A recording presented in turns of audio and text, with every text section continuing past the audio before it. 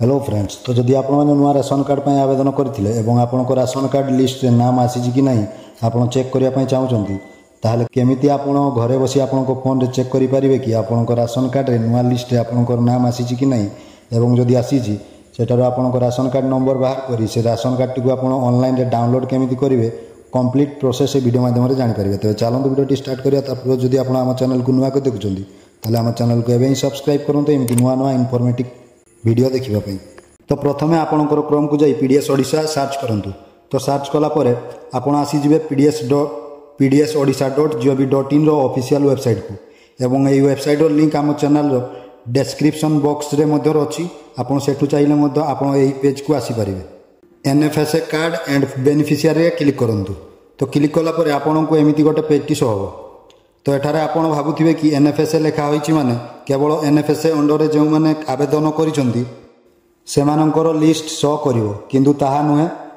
आपण NFSA under आवेदन करंतु किंबा एसएफएसए अंडर सबू आपणकर यही गोटे लिस्ट रे शो हम। तो एठारे प्रथमे आपणकर डिस्ट्रिक्ट सिलेक्ट करंतु, तापरे आपणकर ब्लॉक यूएलबी बा सिटी सिलेक्ट करंतु एवं तापरे आपणकर एफपीएस बा डीलर को सिलेक्ट करंतु।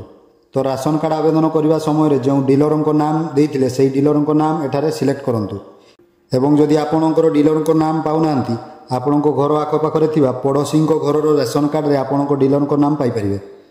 तो डीलर नाम सिलेक्ट कलापर आप गेट रिपोर्ट पर क्लिक करूँ। तो गेट रिपोर्ट पर क्लिक कलापर किसी टाइम प्रोसेसिंग नेबा परे तले आपन को पूरा लिस्ट शो हो। तो सही एरिया रे जेते जनकर राशन कार्ड थी बा जो मानकर नाम नुआ राशन कार्ड रे जोड़ा जाइथिबो सेमानकर लिस्ट एठारे शो हो। तो एठारे देखंतु प्रथमे आपनकर राशन कार्ड नंबर सहित हेड ऑफ फैमिली को नाम, father name, spouse name, name of family केते जण मेंबर रहिसंती, तापर राशन कार्ड टाइप, तो तापर आपनकर केते केजी चावल केते केजी गहम रहिछि तो से सब एठारे दिया जाइछि। तो जदि आपण अप्लाई करथिले एवं आपनकर नाम ए लिस्ट शो करू नाही ताहले एठारे देखंतु आपण अप्लाई कला परे आपनकर फील्ड वेरिफिकेशन होइते ब्लॉक नोडाल ऑफिसर द्वारा आपनकर घर को आसी आपनकर इनक्वारी हला परे देन तांको द्वारा अप्रूव करा जिवो एवं अप्रूव हला परे 10 रु 15 दिन भितर आपनको ए लिस्ट रे आपनकर नामटी शो हो। तो जदि आपनकर अप्रूव हो जाइछि ताहले आपण अपेक्षा करंतु आपनको बहुत जल्दी ए लिस्ट रे नामटी शो करिवो। तो एते गोटे लिस्ट भितर जदि आपनकर नामटी खोजिया पई असुविधा होछि तो एठारे थिबा सर्च बॉक्स रे आपण आपनकर नाम को सर्च करि परिबे एवं अप्लाई करिथवा टाइम रे फैमिली रो हेड बा मुख्य लोकंको नाम एठारे ओडिया रे लेखिकी सर्च करिवे।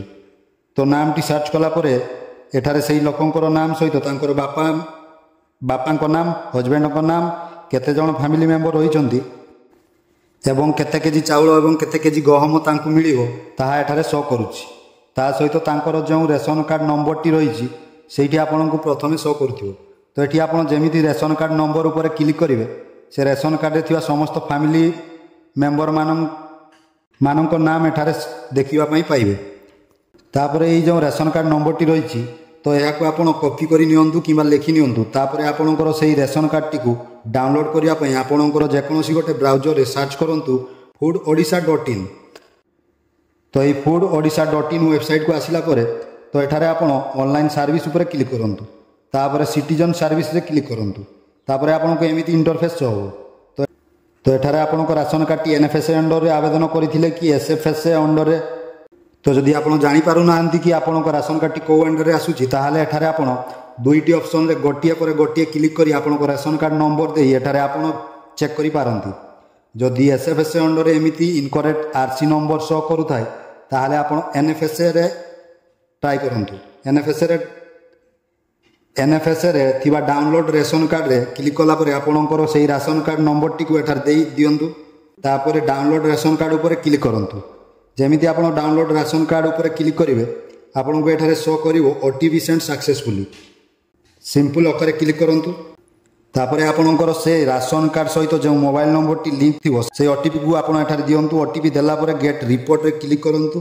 तो जमीती गेट रिपोर्ट उपर क्लिक करेंगे आपण राशन कार्ड प्रथम पेज एवं लास्ट पेज टी शो हम एवं या प्रिंट करें।